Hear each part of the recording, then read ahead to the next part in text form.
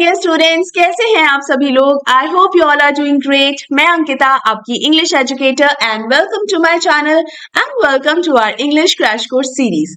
आज जिस चैप्टर के बारे में हम बात करेंगे वो है एक टीन एजर लड़की की ऑटोबायोग्राफी। यस, इस टीनेजर लड़की ने सिर्फ 13 साल की उम्र में एक डायरी लिखना शुरू किया था।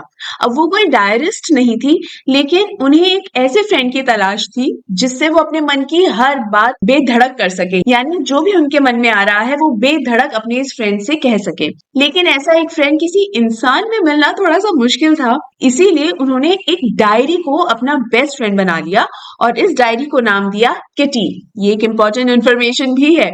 तो इस डायरी को नाम दिया किटी और उसके अंदर अपने मन की वो सभी बातें लिखी जो वो किसी और से शेयर नहीं कर पाई थी। इस लड़की का नाम है एन फ्रैंक और इस चैप्टर का नाम है from the diary of Anne Frank. और इस चैप्टर में एन फ्रैंक की जो ऑटोबायोग्राफी है उसका सिर्फ एक हिस्सा लिया गया है, यानी सिर्फ एक एक्सर्प्ट लिया गया है और ये एक्सर्प्ट काफी इंटरेस्टिंग और काफी मजेदार है। तो चलो इस बढ़िया से एक्सर्प्ट को और इस ऑटोबायोग्राफी को पढ़ते हैं, लेकिन उसके पहले आपको इस वीडियो को लाइक कर देना है, ज्यादा से ज्यादा शेयर कर देना है और अगर अभी तक मेरे चैनल को सब्सक्राइब नहीं किया है तो इसे भी सब्सक्राइब कर लेना है। ऑलराइट स्टूडेंट्स, तो हम स्टार्ट करते हैं from the diary of Anne Frank.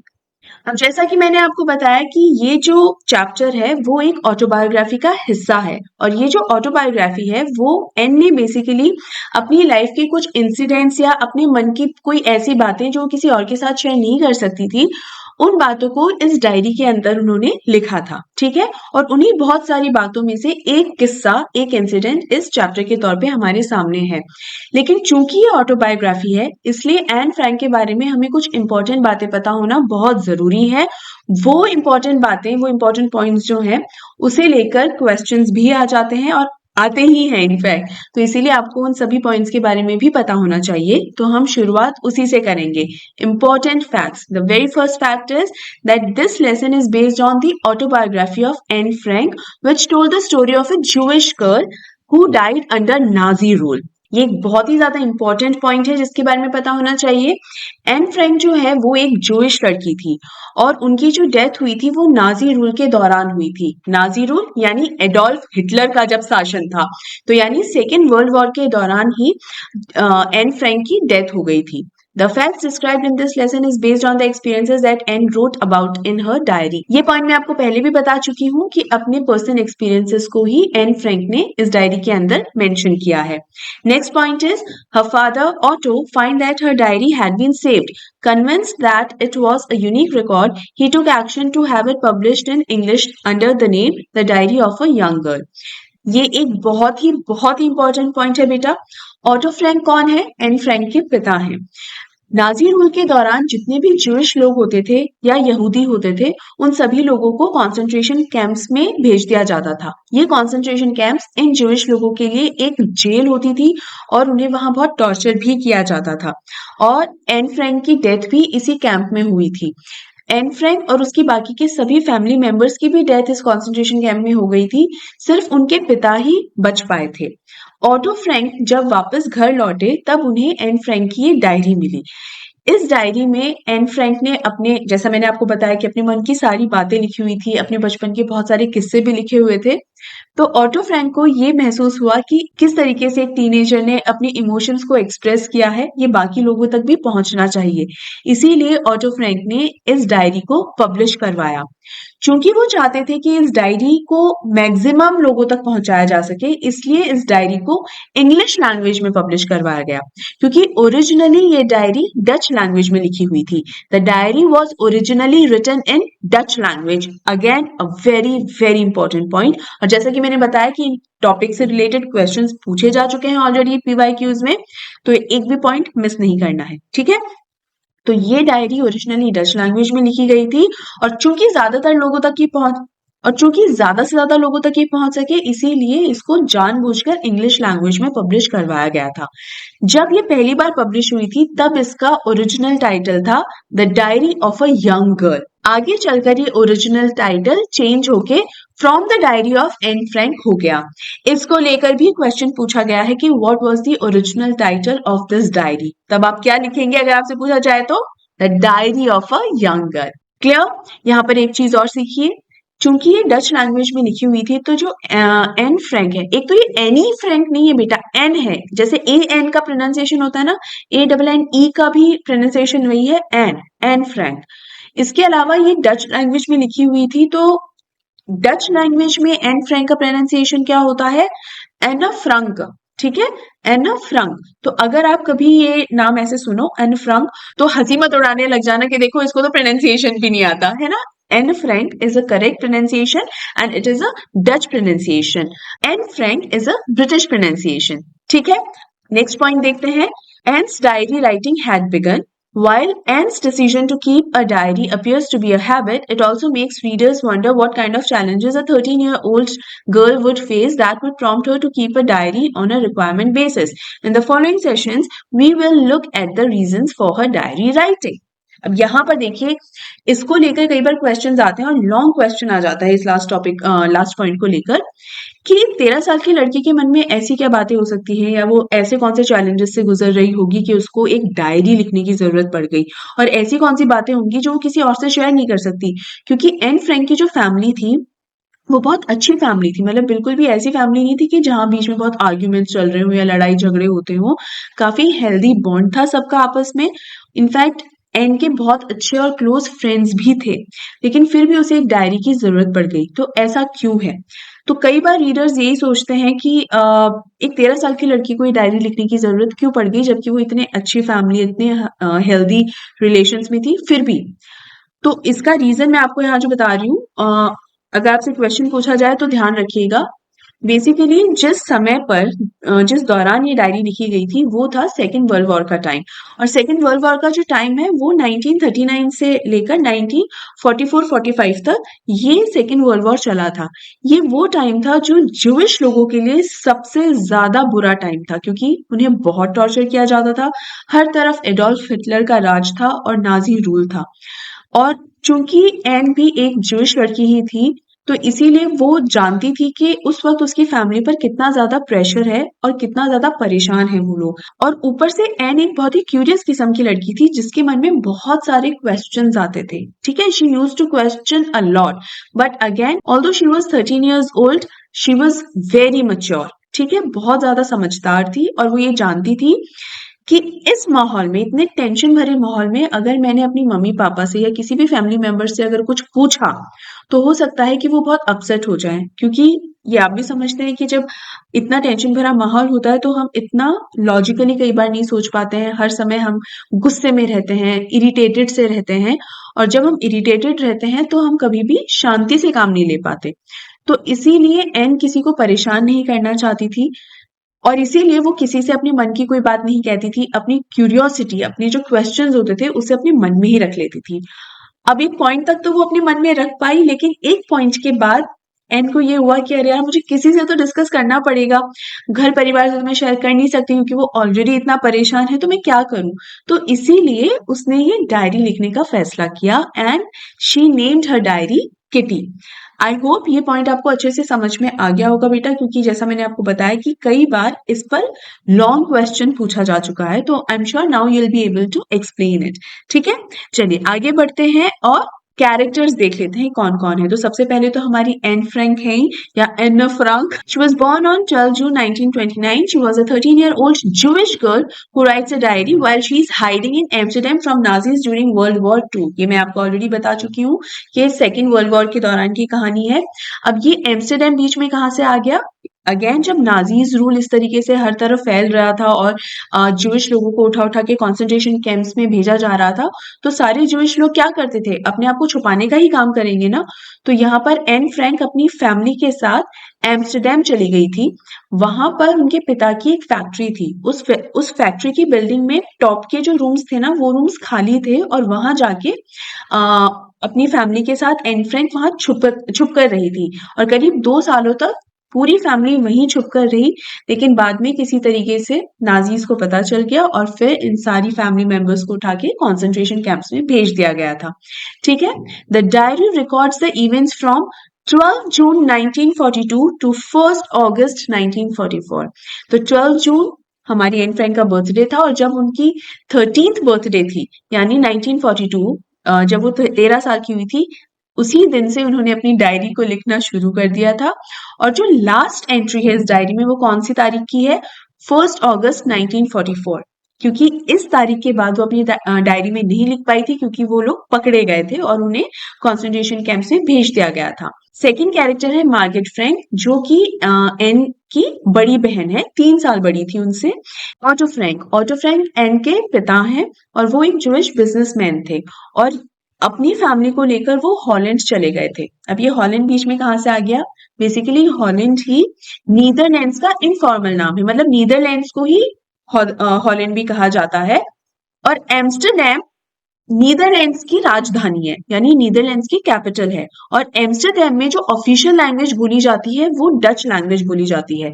ठीक है, इसीलिए ये डायरी जो है ओरिजिनली डच लैंग्वेज में ही लिखी गई है। और यही हॉलैंड में जाके रिफ्यूज मतलब शरण लेना, यानी जो छुप रहे थे, फ्रैंक फैमिली जो छुप रही थी वो हॉलैंड में जाकर ही छुपी थी। ठीक है, देन एडिथ होलैंडर फ्रैंक, ये है एन फ्रैंक की mother. Then grandmother, Anne जो है अपनी ग्रैंड मदर से बहुत ज्यादा क्लोज थी क्योंकि उन्होंने अपने बचपन में ज्यादातर समय अपनी दादी के साथ ही गुजारा था। उसका एक कारण ये भी था कि इनकी फैमिली क्या छुपती फिर रही थी, नाजी रूल चल रहा था ना, तो छुपती फिर रही थी। तो पेरेंट्स हॉलैंड में थे और उस समय अपने बच्चों को दादी के पास छोड़ गए थे, तो अपना बचपन का ज्यादातर करके समय एन ने अपनी दादी के साथ ही बिताया था, इसलिए वो अपनी दादी से बहुत ज्यादा क्लोज थी। लेकिन एन जब 13 साल की हुई, 12 जून 1942 को एन 13 साल की हुई थी।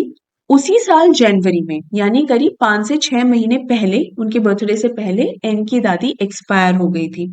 ठीक है, तो उनके जाने का एन को बहुत ज्यादा दुख भी था।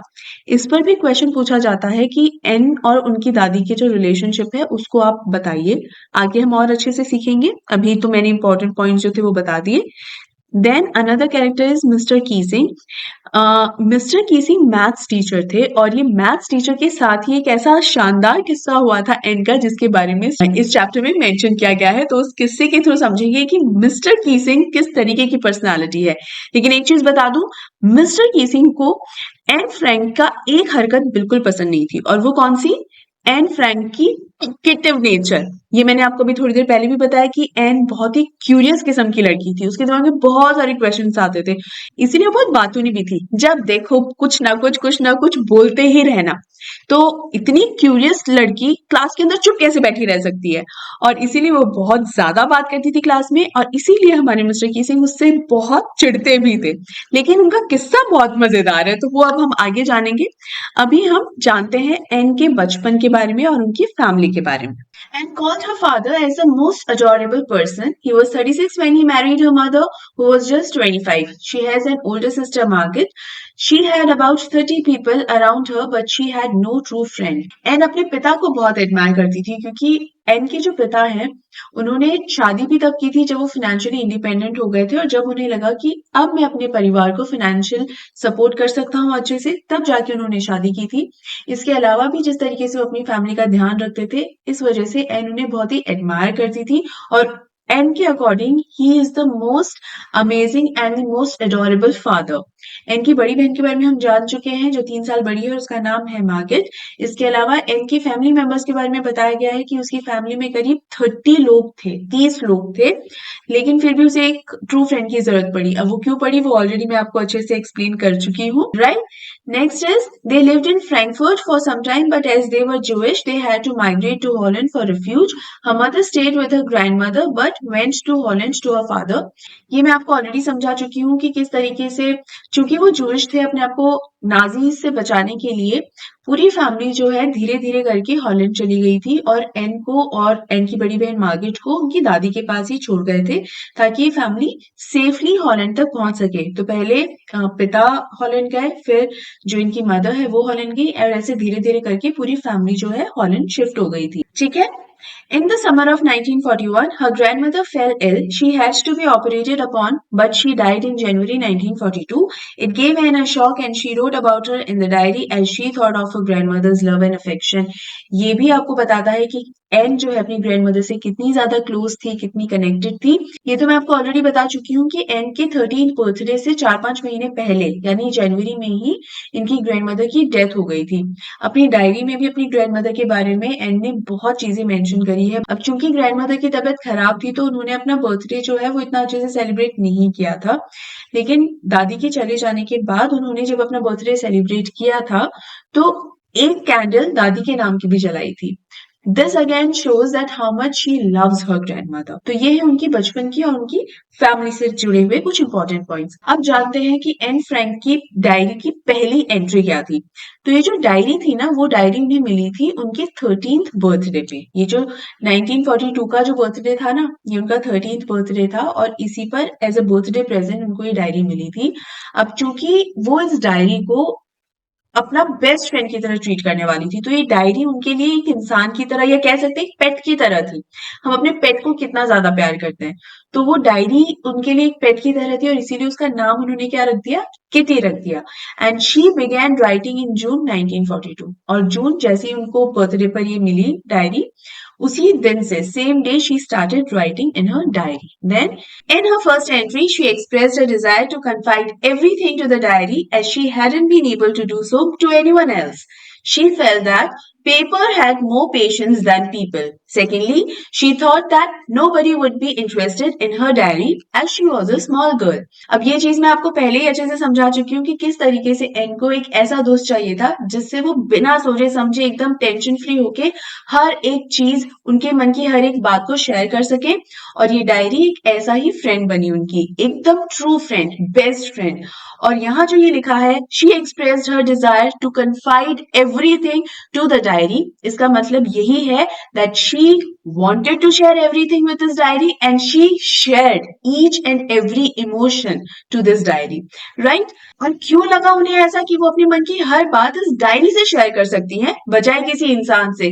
Because she felt that paper had more patience than people. It is a very very very important point बेटा, ये बहुत बार अगेन क्वेश्चन में इलेबोरेट करने के हिसाब से पूछा जाता है। बेसिकली यहाँ ये बोला गया है कि पेपर में किसी भी इंसान से ज्यादा पेशेंस होता है, ज्यादा सब्र होता है। ऐसा कैसे होता है? अगर हम इंसान से कोई बात शेयर करेंगे तो हमें जरूर कोई ना कोई रिएक्शन मिलेगा, या तो वो हमें उल्टा कुछ समझाने सिखाने बैठ जाएगा, या वो किसी तरीके से जजमेंटल हो जाएगा हमारी बात को लेकर। किसी ना किसी तरीके का क्रिटिसिज्म वो इंसान जरूर करता है उस बात को लेकर, है ना? एकमात्र पेपर ऐसी चीज होती है कि जिस पर आप अपने मन की कोई भी बात लिख सकते हो बिना ये डरे कि पेपर पलटकर कुछ बोलेगा, है ना? तो आप बेधड़क बिना किसी हेजिटेशन के अपने मन की बात एज इट इज, ज्यों की त्यों उस पेपर पर लिखकर रख सकते हो। इसीलिए एक पेपर में किसी भी इंसान से ज्यादा धैर्य होता है, ज्यादा धीरज होता है, ठीक है? इसके अलावा इनके मन में ये भी था कि इस डायरी को कौन ही पढ़ेगा, एक 13 साल की लड़की के मन में क्या चल रहा है ये जानने में कौन ही इंटरेस्ट लेगा। हम छोटे बच्चों की बातों को या उनके थॉट्स को उतना ज्यादा सीरियसली कई बार नहीं लेते हैं, लेकिन लेट मी टेल यू, छोटे बच्चे हो, बड़े बच्चे हो, कोई भी हो, उनके बात को, उनके ओपिनियंस को भी बहुत ध्यान से सुनना समझना चाहिए, because fresh brains talk future, ठीक है? इसके अलावा इस चैप्टर के अंदर एक ऐसा इंसिडेंट मेंशन किया गया है जो इंसिडेंट उनके मैथ्स टीचर मिस्टर कीसिंग के साथ हुआ था, जो कि काफी इंटरेस्टिंग भी है, राइट? अब हम जानते हैं एन की स्कूलिंग को लेकर। इस पर भी काफी क्वेश्चंस पूछे गए हैं कि एन की जो टीचर्स हैं उनके साथ एन का रिलेशन कैसा था, how good as a student she was. So Anne was a very good student और अपनी टीचर्स के साथ भी उसका कनेक्शन बहुत ही अच्छा था। और इसका पता हमें किस चीज से लगता है? एन की जो एडमिशन है वो सबसे पहले मॉन्टेसरी नर्सरी स्कूल में हुई थी और स्कूल में वो 6 इयर्स की थी तब तक वहां रही थी। जब वो स्कूल से निकल कर जा रही थी, दूसरे स्कूल में जब जा रही थी, तब उस स्कूल की जो हेडमिस्ट्रेस थी मिसेस कूपरस, वो भी बहुत इमोशनल हो गई थी एन के जाने से। तो यानी एन का जो बॉन्ड था अपने टीचर्स के साथ वो बहुत ही अच्छा था, इसीलिए तो एक टीचर को भी रोना आ गया कि देखो एन जा रही है, ठीक है? So Anne had a very good and a very healthy bond with her teachers.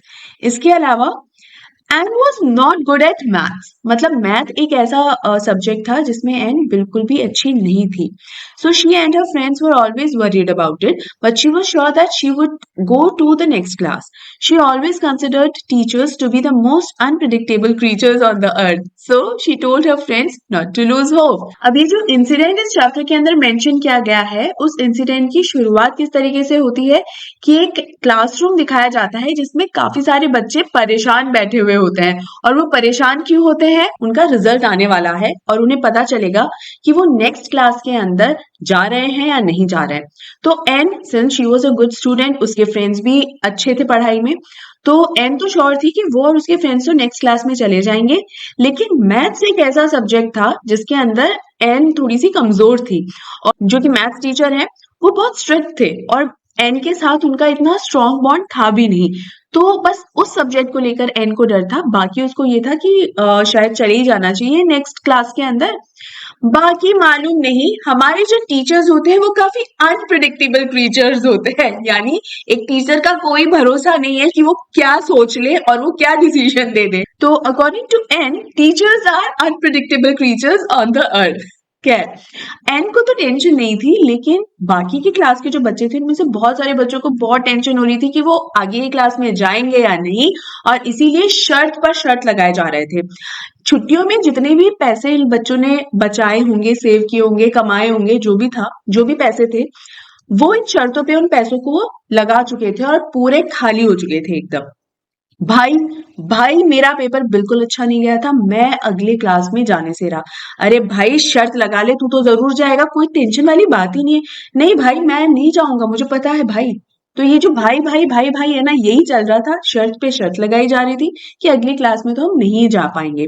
और एन और उसकी एक क्लोज फ्रेंड, ये दोनों मिलकर इन सारे लोगों का एक हौसला अफजाई कर रहे थे कि भाई चिंता मत करो, तुम लोग भी पास हो जाओगे। इस तरीके से अपने कमाए हुए और बचाए हुए पैसों को शर्तों पर, बेट्स के ऊपर मत बर्बाद करो, ठीक है। Anne was a good student and had a good relationship with all the teachers except Mr. Keesing, who taught her math. He was always annoyed by her talkative nature. ये मैंने आपको पहले भी कई बार बता दिया है कि एन का रिलेशनशिप उसके सभी टीचर्स के साथ अच्छा था, सिर्फ मिस्टर कीसिंग के साथ वो अच्छा रिलेशन नहीं था, क्योंकि मिस्टर कीसिंग एक तो मैथ्स पढ़ाते थे, तो मैथ्स में एन कमजोर थी। इसके अलावा मिस्टर कीसिंग बहुत ही स्ट्रिक्ट टीचर थे और उन्हें एन का जो टॉकेटिव नेचर है ना, बातूनी रवैया, वो बिल्कुल भी पसंद नहीं था। तो इसीलिए थोड़ी सी अनबन थी इनके बीच में। तो एक किस्सा कुछ ऐसा हुआ कि जहां हमारे मिस्टर कीसिंग ने ये ठान ली कि मैं एन को सबक सिखाऊंगा, लेकिन एन भी हमारी कम नहीं थी। यहाँ एन ने ये डिसीजन लिया कि अच्छा, मुझे लेसन सिखाएंगे, देखते हैं कौन किसको लेसन सिखाता है।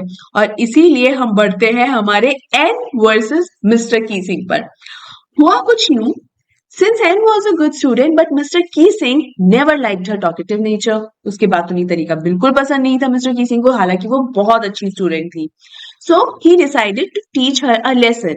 He gave her extra homework as punishment. अब ये तो हमें मालूम ही है कि एन का बातूनी तरीका, ये जो टॉकेटिव नेचर था, कि मिस्टर कीसिंग को बिल्कुल भी पसंद नहीं था, और इसीलिए उन्होंने परेशान होके एन को पनिशमेंट देने की सोची। यहाँ एक इंपॉर्टेंट पॉइंट ध्यान में रखिए, मिस्टर कीसिंग एक बहुत ही अच्छे टीचर है। क्यों है अच्छे टीचर? क्योंकि पनिशमेंट के नाम पर इन्होंने एन को कोई क्लासरूम से बाहर नहीं निकाल दिया, या बेंच पर नहीं खड़ा कर दिया, या रेज योर हैंड्स, दोनों हाथ अपने ऊपर कर लो, इस तरीके का कोई पनिशमेंट नहीं दिया था। स्केल से मारना पीटना, इस टाइप का कोई पनिशमेंट नहीं था। इनफैक्ट उसे एक होमवर्क दिया गया। अब आपको सुनने में तो लग रहा होगा, अरे यार क्लास से बाहर निकाल दे वो ज्यादा ठीक है, एक्स्ट्रा होमवर्क देने में तो भाई बहुत ही जान निकलती है ना, सोचकर आपको ऐसा लग रहा होगा। बट एक टीचर के पॉइंट ऑफ व्यू से अगर आप देखेंगे ना, यहाँ मिस्टर कीसिंग का इंटेंशन बस इतना था कि वो चाहते थे कि एन कुछ सीखे, कुछ समझे। तो ये एक बहुत ही पॉजिटिव इंटेंशन से दी गई पनिशमेंट थी, ठीक है। तो ये एक बहुत इंपॉर्टेंट पॉइंट है। अगर मिस्टर कीसिंग के बारे में पूछा जाए तो आप ये लिख सकते हो, he was a strict teacher, he was a very disciplined teacher, but he was a very good teacher, he was concerned about his students, and that's why he gave Anne homework as a punishment, assignment as a punishment, ठीक है। आगे, he asked her to write an essay on a chatterbox. अब a chatterbox ये title दिया Anne को कि इस title के ऊपर एक एसे लिख कर लाओ, ठीक है। अब कोई और स्टूडेंट होता ना, तो कैसे भी कुछ भी उलझुल कुछ भी लिखकर, किसी भी तरीके से इस होमवर्क की खानापूर्ति करके, काम निपटा के और मिस्टर कीसिंग को दे देता। लेकिन ये तो हमारी एन थी। एन ने ये ठान लिया कि मैं इस होमवर्क को ऐवे ही नहीं जाने दूंगी, मैं मिस्टर कीसिंग को पलट कर लेसन सिखाऊंगी। वो मुझे लेसन सिखाने चले हैं ना, तो मैं भी इस ऐसे को बहुत ही सीरियसली लूंगी। और यहाँ पर एन ने अपनी पूरी इंटेलिजेंस और जितना भी दिमाग है एन के पास, वो सारा इस्तेमाल करके और बहुत ही शानदार ऐसे लिखा और अगले दिन जाके मिस्टर कीसिंग को ऐसे दे दिया। और वो पढ़कर मिस्टर कीसिंग को भी बड़ा मजा आया। उस ऐसे में क्या लिखा था, एन ने लिखा था कि बातें करना तो बच्चों का अधिकार होता है, बच्चे होते ही हैं बात करने के लिए। अब बात तो बिल्कुल सही है, छोटे बच्चे बात नहीं करेंगे तो बात कौन करेगा? छोटे बच्चे बदमाशियां शैतानियां नहीं करेंगे तो कौन करेगा? छोटे बच्चे तो ये करेंगे ही ना। तो यहाँ पर एन कह रही है that it is a natural trait of a student to talk. बात करना एक स्टूडेंट का नेचुरल ट्रेट होता है, नेचुरल बिहेवियर होता है। लेकिन फिर भी मिस्टर कीसिंग आपके कहने पर मैं कोशिश करूंगी कि मेरे अंदर सुधार आए, इंप्रूवमेंट आए और मैं कम बात करूं। लेकिन फिर भी बहुत मुश्किल है मिस्टर कीसिंग, क्योंकि मैं जो हूं मैं मेरी मम्मी पर गई हूं और मेरी मम्मी बहुत ज्यादा टॉकेटिव है। मतलब यहाँ पर एन ने इतने मजेदार तरीके से इस बात को बताया कि भाई मेरी माँ बहुत बात करती है, वो बहुत बातूनी है और मैं जो हूँ अपनी मम्मी पर ही गई हूँ, तो मैं इसीलिए बहुत ज्यादा बातें करती हूँ। तो इनडायरेक्टली एन ने मिस्टर किसिंग को ये कह दिया कि क्यों इतनी बात करती हूँ, ठीक है। तो एन का यहाँ मोटिव ये था कि मैं इस ऐसे के थ्रू मिस्टर कीसिंग को ये कन्विंस करूंगी कि बच्चों का बात करना सही होता है। मिस्टर कीसिंग बच्चों का बात करना बंद करवाना चाहते हैं और मैं उनको ये साबित करूंगी कि बच्चों का बात करना बिल्कुल सही होता है। अब हमारे मिस्टर कीसिंग को हंसी तो आई, लेकिन उन्होंने एन को एक और ऐसे लिखने को दे दिया और इस बार उन्होंने जो ऐसे दिया उसका टाइटल था एन इनकॉरिजिबल चैटरबॉक्स। इनकॉरिजिबल का मतलब होता है जिसे सुधारा ना जा सके। मतलब एन को ही बोल रहे हैं कि भाई तू सिर्फ चैटर बॉक्स नहीं है, तू तो इनकॉरिजिबल चैटर बॉक्स है, कि तेरा कोई सुधार ही नहीं हो सकता, कोई चेंज नहीं आ सकता तेरे में। इस बार भी एन ने बहुत ही बढ़िया ऐसे लिखा और मिस्टर कीसिंग को दे दिया। मिस्टर कीसिंग यहाँ ये सोच में पड़ गए कि यार मैं इसको लेसन सिखाना चाह रहा हूँ, ये तो उल्टा मेरे ऊपर ही अटैक कर रही है, क्या किया जाए। इस बार मिस्टर कीसिंग ने तीसरा ऐसे लिखने के लिए दिया और इसका टाइटल क्या था, quack quack quack said mistress chatterbox. अब ये टाइटल ही मिस्टर कीसिंग ने इतना मजेदार दिया था कि पूरी क्लास हंसने लग गई। इस पॉइंट तक आते आते एन के भी जितने भी यूनिक आइडियाज थे ऐसे लिखने के लिए, वो सारे आइडियाज खत्म हो चुके थे। उसने अपना सारा दिमाग पिछले 2 एसेज में पूरा इस्तेमाल कर लिया था। तो उसको ये समझ ना आए कि ये जो नया टाइटल है, इस नए ऐसे में मैं और ऐसी क्या चीज लिखूं कि मिस्टर कीसिंग कन्विंस हो जाए कि बच्चों का बात करना बिल्कुल ठीक है। अब यहाँ पर एन वर्सेस मिस्टर कीसिंग की इस लड़ाई में एंट्री होती है एन की एक फ्रेंड सानी की, जो कि बहुत ही अच्छी पोएट्रीज लिखती है। और सानी एन को हेल्प ऑफर करती है कि इस बार वाला जो ऐसे है ना, उसे लिखने में मैं तेरी हेल्प करूंगी। और एन एक ऐसी स्टोरी लिखती है जिस स्टोरी को वो पोएट्री के थ्रू या वर्ड्स के थ्रू एक्सप्लेन करती है, यानी पोएट्री जैसी एक स्टोरी लिखती है। स्टोरी क्या होती है, एक स्वॉन और एक डक की, और इन दोनों के 3 बच्चे होते हैं, 3 डकलिंग्स। और वो जो डकलिंग्स होती है ना, वो पूरा दिन quack quack quack quack quack quack करते रहते हैं। इसीलिए जो फादर स्वॉन होता है वो पूरी तरीके से इरिटेट हो जाता है, इतना इरिटेट हो जाता है कि जब देखो ये जो बच्चे हैं क्वैक क्वैक क्वैक क्वैक करते रहते हैं, मैं क्या करूं। और उसी इरिटेशन में वो अपने बच्चों को ही खा जाता है। हाँ, एंड ने मिस्टर कीसिंग को फादर स्वॉन की तरह रिप्रेजेंट किया है और सारे स्टूडेंट्स को और खुद को डकलिंग्स की तरह रिप्रेजेंट करा है और ये बताने की कोशिश करी है कि भाई बच्चे हैं, क्वैक क्वैक क्वैक तो करेंगे ही, फादर स्वॉन को इतना भी नाराज नहीं होना चाहिए कि अपने ही बच्चों को काट खाए। तो यहाँ पर एन का कहना यही है कि देखो बच्चे हैं, नादान होते हैं, वो बात करेंगे ही, शरारतें भी करेंगे। अगर उनकी इन्हीं नेचुरल ट्रेट्स की वजह से कोई उनसे नाराज अगर हो जाएगा तो ये तो बिल्कुल भी अच्छी बात नहीं है। यहाँ पर मिस्टर कीजिंग ने एन के इस पॉइंट को बहुत ही हेल्दी वे में लिया। एन ने अपने ही टीचर के साथ जिस तरीके से एक जोक क्रैक किया और जो विटी स्टाइल में अपने आर्ग्यूमेंट सामने रखे, मिस्टर कीजिंग ने उन सभी आर्ग्यूमेंट्स को बहुत ही हेल्दी वे में एक्सेप्ट किया और इनफैक्ट वो इस स्टोरी को पढ़ने के बाद खुद भी बहुत हंसे और ये स्टोरी को उन्होंने अपनी बाकी दूसरी क्लासरूम्स में दूसरे बच्चों को भी सुनाया। ये भी एक पॉइंट बताता है कि मिस्टर कीसिंग एक बहुत ही अच्छे टीचर थे। अब यहाँ मिस्टर कीसिंग चले तो थे एन को पाठ पढ़ाने को, लेकिन एन ने मिस्टर कीसिंग को ही पाठ पढ़ा दिया कि बच्चे हैं नादानी तो करेंगे ही। और इसीलिए मिस्टर कीसिंग में एक बहुत ही बड़ा चेंज देखने को मिला, और वो ये था कि उन्होंने कभी भी एन को आगे से बात करने से नहीं टोका। इनफैक्ट उनका जो बहुत ही स्ट्रिक्ट रवैया था वो चेंज होकर वो काफी अंडरस्टैंडिंग और काफी सॉफ्ट हो गए थे अपने स्टूडेंट्स की तरफ। एंड मोस्ट इम्पोर्टेंटली उन्होंने एन को एक्स्ट्रा होमवर्क देना भी बंद कर दिया था। Right students? ऑलराइट स्टूडेंट्स, तो ये एक ऐसा किस्सा था जो एन ने अपनी डायरी में मेंशन किया था, एंड आई एम ग्लैड उन्होंने ये किस्सा मेंशन किया, क्योंकि बहुत जरूरी है समझना कि हम हमेशा बच्चों को परफेक्ट बनाने में लगे रहते हैं। ऐसे उठो, ऐसे बैठो, ये करो, वो करो, ऐसे करो। लेकिन बच्चों से परफेक्शन एक्सपेक्ट करना शायद थोड़ा सा अनफेयर है। इनफैक्ट टीचर्स की भी उतनी ही रिस्पॉन्सिबिलिटी है, मी एज अ टीचर हमारी भी इतनी ही रिस्पॉन्सिबिलिटी है कि हम भी स्टूडेंट्स से सीखें, उनके सजेशंस को लें, ताकि हम भी अपग्रेड हो सके, है कि नहीं? तो it's very important even for a teacher to learn. once a teacher always a learner, right? अब हम जल्दी से बढ़ते हैं इसके इंपॉर्टेंट क्वेश्चंस की तरफ। सबसे पहला क्वेश्चन है, mister Keesing is a kind but strict teacher, explain. मैंने आपको शुरू में ही बता दिया था कि मिस्टर कीजिंग को लेकर क्वेश्चन आता है कि वो किस तरीके के टीचर हैं। So, was he a kind teacher? Yes. Was he a strict teacher? Yes. But how? Well, he was annoyed with Anne as she was a very talkative girl. He warned her several times, but she didn't change. So, he punished her by giving an essay to write. यानी N के talkative nature को वो पसंद नहीं किया करते थे, इसीलिए उन्होंने उसे पनिशमेंट देने की सोची। This shows his strict side. But why he was a kind teacher? क्योंकि वो पनिशमेंट उन्होंने किसी तरीके से उसको मारपीट कर नहीं दी थी, इनफैक्ट उसे एक असाइनमेंट देकर की थी ताकि हेल्दी वे में कुछ सीखने को मिले। Right? Next question is, why did an prefer कन्फाइडिंग in her diary? इसका मतलब ये है, कन्फाइडिंग इन हर डायरी का मतलब ये है, why Anne chose to share everything with a diary and not to a person? Because Anne did not have a true friend to whom she could confide, hence she started writing a diary. Moreover, she knew that paper had more patience than people and her secrets would be safe in a diary. She could trust a diary more than people. ये जो answer में मैंने ये sentence लिखा है, paper had more patience than people, make sure इस तरीके के क्वेश्चन में आप ये जरूर से जरूर लिखें। It is a very important phrase, या मैं कहूंगी की फ्रेज है इस चैप्टर के अंदर, ठीक है? So never forget to mention this phrase wherever required, ठीक है? तो एन ने किसी इंसान के बजाय एक डायरी के साथ अपने सीक्रेट शेयर करना, अपने इमोशंस शेयर करना सही इसलिए समझा क्योंकि उसे पता था कि इस डायरी में मैं जो भी लिखूंगी वो मैं एकदम बेधड़क लिख सकती हूँ, बिना टेंशन के लिख सकती हूँ, मैं जैसे चाहूँ जो मेरे मन में है उसे एज इट इज लिख सकती हूँ, बिना उसे फिल्टर करे, बिना उसे चेंज करे। इसके अलावा मैं इस डायरी में जो भी लिख रही हूँ वो सेफ रहेगा, मैं जो भी सीक्रेट लिख रही हूँ चाहे वो किसी भी तरीके का सीक्रेट हो वो सेफ रहेगा इस डायरी में।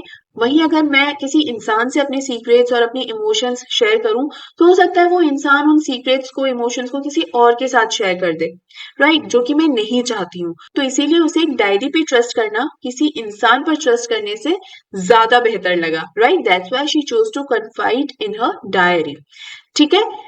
Next question is, paper has more patience than people. See, ये मैं आई थिंक 3 से 4 बार रिपीट कर चुकी हूँ इस फ्रेज को, इस चैप्टर में एक्सप्लेनेशन के दौरान भी आ गया, क्वेश्चन में सेकंड टाइम आ रहा है। आई थिंक इससे आप और अच्छे से समझ गए होंगे कि बहुत ही ज्यादा जरूरी फ्रेज है ये। डू यू एग्री और डिसएग्री? Give reason. मतलब ये जो फ्रेज है, paper has more patience than people, क्या आप इससे अग्री करते हैं? Yes, I do agree with the above statement. People sometimes get bored, tired or have no mood or time to listen to you. होता है ना, हम हमारी बात बता रहे हैं और सुनने वाला एकदम ही अनइंटरेस्टिंगली सुन रहा है कि भाई उसको कोई मतलब ही नहीं है, जबकि हम उससे अपने मन की कोई बहुत ऐसी बात कह रहे हैं जो हम किसी और से शेयर नहीं कर पा रहे हैं। कई बार हम इतना दुखी होते हैं कि हम चाहते हैं कि कोई तो हो के हमारी बात सुन ले। तो सोचो जब हम किसी को अपनी बात बता रहे हैं वो इंसान हमारे लिए कितना जरूरी होगा, और ऐसे में वो इंसान हमारी बातों को कोई तवज्जो ही नहीं दे रहा, कोई इंपॉर्टेंस ही नहीं दे रहा है ना? वो हमारी बातों को सिर्फ बातों की तरह ले रहा है, जबकि ये बातें सिर्फ बातें नहीं होती, ये इमोशंस होते हैं, हमारी फीलिंग्स होती हैं, हमारे सीक्रेट्स होते हैं, राइट? तो इंसान जो होते हैं ना वो कभी थक जाते हैं, बोर हो जाते हैं कि नहीं नहीं क्या सुने यार, इसकी दिमाग ही खराब कर दिया, right? They can get irritated, grudge or complain about forcing them to listen to you, but paper never grudges. लोग जो है इरिटेट हो जाते हैं आपकी बातों से, कई बार आपके खिलाफ ग्रजेस पाल लेते हैं और आपसे शिकायतें करना शुरू कर देते हैं कि ये बोल रहे हो, वो बोल रहे हो, why you are talking so much, है ना? लेकिन paper never does so. Paper आपके खिलाफ कभी कोई शिकायतें नहीं रखता, चाहे आप उससे कुछ भी कहो, कितना भी कहो, पेपर आपको पलटकर कभी भी जज नहीं करता है। It definitely has more patience than people and hence proved कि किसी भी पेपर में, एक कागज में, एक इंसान से ज्यादा पेशेंस होता है, एक इंसान से ज्यादा धैर्य होता है। आप अपने मन की बात जैसे चाहो वैसे इस पर लिख सकते हो, राइट? तो this question, this phrase is very very very important बेटा, इसको अच्छे से समझ लेना, ठीक है? तो यहाँ पर ये पूरा चैप्टर कंप्लीट होता है बेटा। आई एम श्योर कि आपको ये अच्छे से समझ में आ गया होगा और बहुत पसंद भी आया होगा। लेकिन अगर कहीं पर कुछ समझ में नहीं आया हो, कोई डाउट रह गया हो, तो क्या करना है? वो डाउट मुझसे पूछ लेना है, क्योंकि आप जानते हो कि मैं हमेशा आपके डाउट्स क्लियर करती हूँ, राइट? तो make sure you ask your doubts और इस वीडियो को लाइक करना मत भूलना, ज्यादा से ज्यादा शेयर कर देना ताकि मैक्सिमम स्टूडेंट्स तक ये पहुंच सके। और अगर मेरे चैनल को अभी तक सब्सक्राइब नहीं किया है तो इसे भी सब्सक्राइब कर लेना है। अपना ध्यान रखिए स्टूडेंट्स, हम मिलते हैं अगले वीडियो में। Take care and good bye.